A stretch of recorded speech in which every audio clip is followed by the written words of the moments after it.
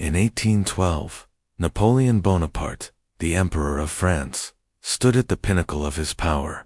He had conquered most of Europe, his armies were considered invincible, and his ambition knew no bounds. He decided it was time to bring the vast Russian Empire to its knees. So he assembled the largest European army in history, the Grande Armée, a staggering force of over 685,000 men, drawn from 20 nations. His plan was simple: march on Moscow, crush the Russian army in a decisive battle, and force Tsar Alexander I to accept his terms. He expected a swift, glorious victory, just like all the others.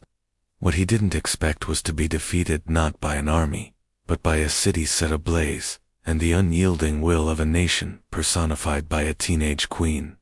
Wait, a teenage queen? History books tell us Tsar Alexander I was on the throne. But what if the official story isn't the whole story?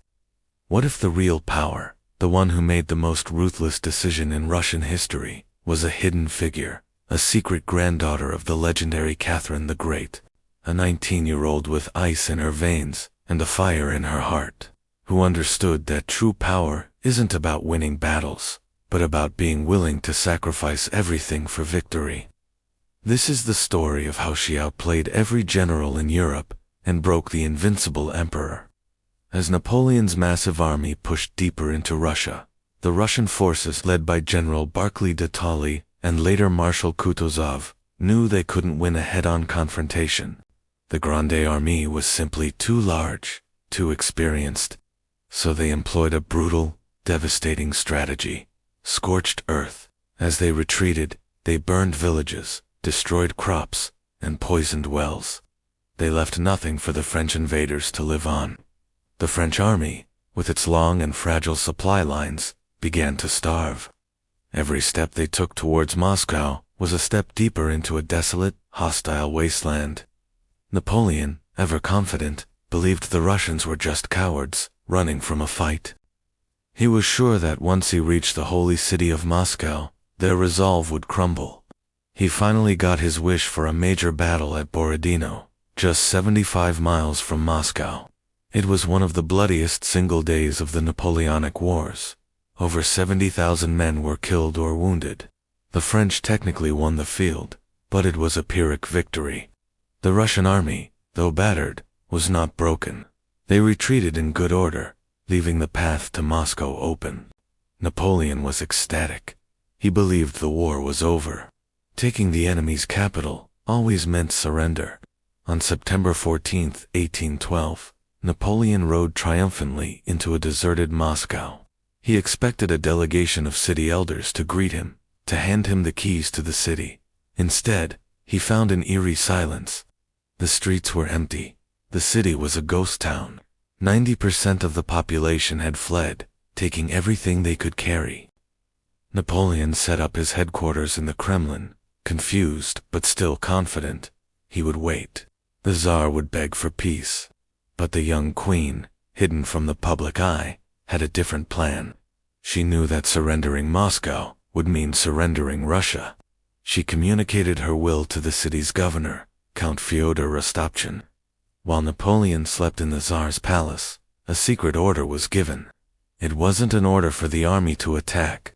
It was an order for the city's own people, 4 police officers, and freed convicts, to set fire to their own homes, their own shops, their own holy places. The command was simple and absolute: light it, all of it. That night, fires broke out all across Moscow. At first, the French thought they were accidents, the result of careless soldiers. But the fires grew, merging into a single, monstrous inferno. Strong winds fanned the flames, turning the wooden city into a sea of fire. The French soldiers, who had been dreaming of looting the city's riches, now found themselves fighting for their lives against an unstoppable enemy made of fire and smoke. Their victory was literally turning to ash before their very eyes. For 4 days and 4 nights, Moscow burned. 75% of the city was destroyed. Magnificent palaces, ancient churches, libraries filled with priceless manuscripts all consumed by the blaze. Napoleon was forced to flee the Kremlin as the flames licked at its walls. He stood on a hill outside the city, watching his grand prize, the key to his victory, disappear in a column of smoke and fire. Witnesses reported that the emperor, the master of Europe, wept like a child as he watched his dreams die in the flames. The fire accomplished what no army could. It robbed Napoleon of his victory. There was no shelter for his massive army, no food to be found, and no glory in ruling over a pile of cinders. The psychological blow was immense. The Russians had done the unthinkable. They had destroyed their own sacred heart, rather than let it fall into enemy hands. It was a level of defiance Napoleon had never encountered. It was barbaric, he called it, but it was brilliant.